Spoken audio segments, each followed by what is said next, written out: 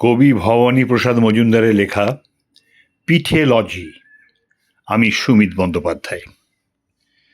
পিঠে নিয়ে রিসার্চ করে পতিতপাবন শেঠ এবছরেই পাটনা থেকে পেলেন ডক্টরেট। আজকে পিঠেই ফোসকা কেন, দেহে কষ গর্ত? কোথায় পিঠের জন্মভূমি, স্বর্গ নাকি মর্ত? পাটিসাপটা নামটাকে কে করলো আবিষ্কার?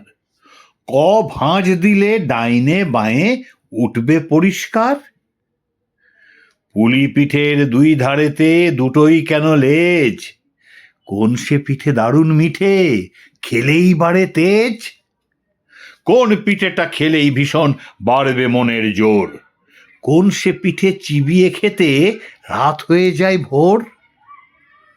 কোন সালেতে সরু চাকলির প্রথম প্রচলন? কোন দেশেতে মুখসাউলির আদর সারাক্ষণ?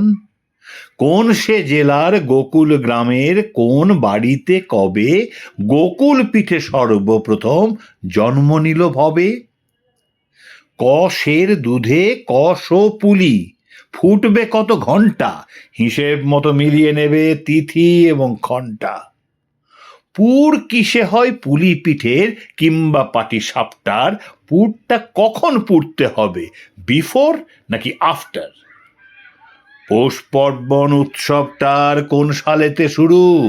সর্বপ্রথম বাউনি বাঁধেন বিখ্যাত কোন গুরু?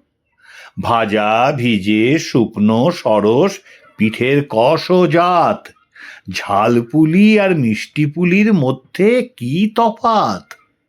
হাজার পিঠের হাজার নিয়ম, হাজার রকম স্বাদ, একটু এদিক ওদিক হলেই সব কিছু বরবাদ।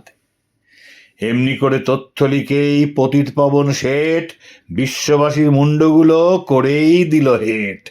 ফিলসফিতে ডিফিল মেলে, লিটারেচারে ডিলিট, পিঠেলজিতে থিসিস লিখে ডিগ্রি পেলেন ডি পিট।